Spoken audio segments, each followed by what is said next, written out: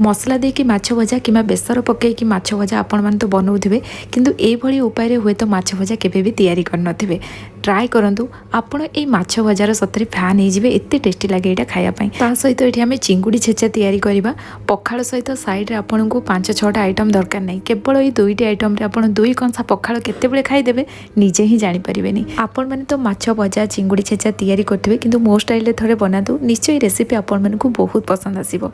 Video को and जाई देखिबे। जदि रेसिपी पसंद आसे प्लीज वीडियो को लाइक शेयर करेंगे, चैनल नुआ देले सब्सक्राइब करने, फेसबुक पेज रे देखुथिले निश्चित भाव में फॉलो करनियंतु। चलतु स्टार्ट करबा आज रेसिपी। माछ भजा पई मु एठी माछ को टिके पतला करिके काटिछि। नॉर्मली हमें तरकारी पई जेतेले माछ आनती सेटा या अपेक्षा टिके मोटा थाए किंतु एमती पतला करबा जा फल रे माछटा हमर बहुत बढ़िया से कुक हे परिबो।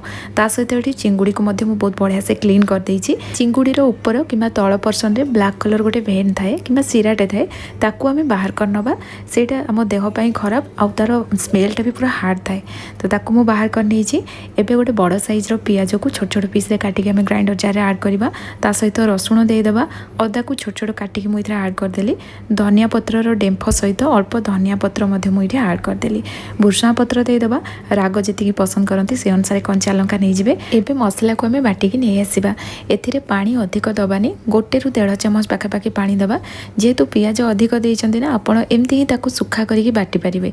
जेहेतु ग्राइंडर जार या बाटुचंती अल्प टिके पानी नदेले एटा पेस्ट हो पारिबनी, किंतु अधिक पानी देबेनी। आपण जेते सुखा करिके या बाटी परिबे। तो एठी हमर मसला रेडी हो गला। 5 पीस माछ पई एठी मु 1.5 चामच मसला ऐड कर देली। फाळे लेंबूर रस देदेबा। जेहेतु माछ भजा तैयारी करचंती चटपटा टेस्ट ता सहित जो आमिष स्मेलटा थाए ना ताकू काटिया पई हम एठी लेंबू रस पकई देबा। हाफ छोटा चामच हळदी गुंड पकईबा। भल कलर पई Kashmiri red chilli powder half छोटा चामच पकईली। स्वाद अनुसार लुण देदेबा।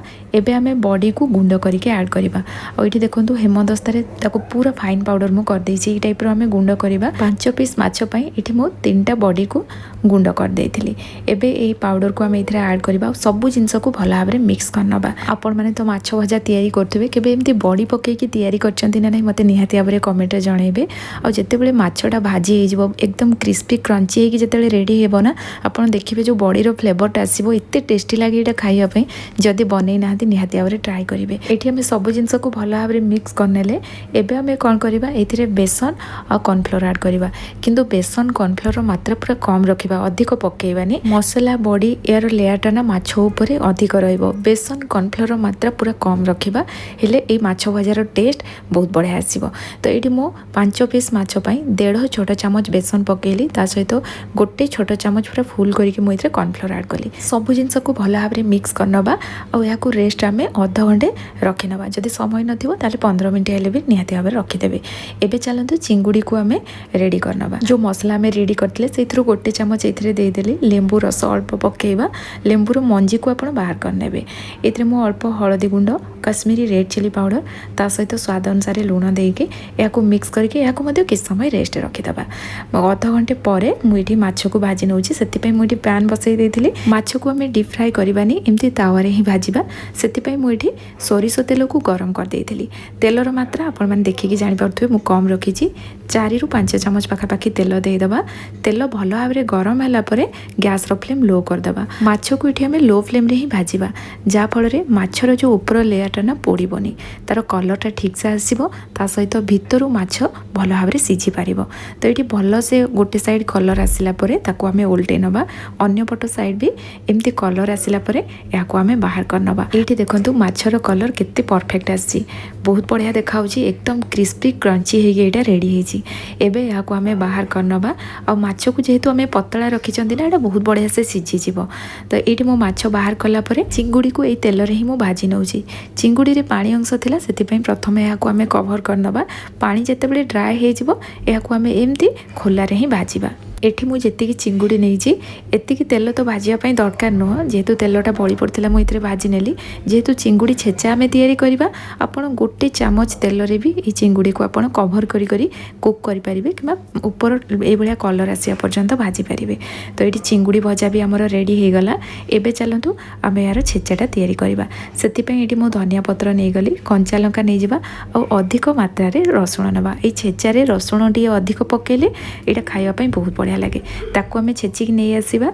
एबे आम ये चिंगुड़ी ऐड करवा। एबे चिंगुड़ी को मध्य आम छेची नवा किंतु चिंगुड़ी छेचिला बेले किछिटा चिंगुड़ी आपण मिसई देबे आउ किछि टे खंड खंड होइकी रहइबो ए टाइप रो रखिबे हेले चिंगुड़ी छेचाटा खाइबा पई बहुत बढ़िया लागिबो।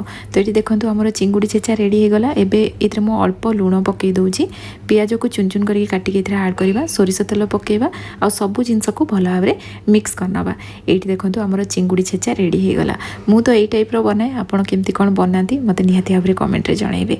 माछ भजा भी रेडी हो गला। आ माछ देखिया पे केते सुंदर लागुची आपण माने एठी देखि जानि परथुबे। चिंगुड़ी छेचा को मध्य एठी हमें सर्व कर दबा। ऊपर टिके मु लेंबू रस पकेइथिली, माने 4-5 ड्रॉप पाखा पाखी पकेइकी जदी मिक्स कर देबे छेचार टेस्ट आउ भी बहुत बढ़िया आसीबो। एठी मु पियाज, धनिया पत्र, लेंबू, कंचा लंका दे देइथिली पखाळ पई। हमर देखंतु माछ भजा चिंगुड़ी छेचा रेडी हो गला। मु तो एमती बनाए, आपण माने ए चिंगुड़ी छेचा और माछ भजा एमती बनांती कि नहीं मते कमेंट सेक्शन में जणाइबे। जदि बनै नाहंती निहाती भाव ट्राई करंतु, आपण मानकु निश्चय रेसिपी बहुत पसंद आसीबो। आजिर ए माछ भजा चिंगुड़ी छेचा आपण मानकु केमती लागिला कमेंट सेक्शन में जणाइबे। जदि रेसिपी पसंद आसीबो प्लीज वीडियो को लाइक करके जिबे। पुणी आसीबी नुआ रेसिपी नहीं कि सेति पर्यंत रहूची। धन्यवाद।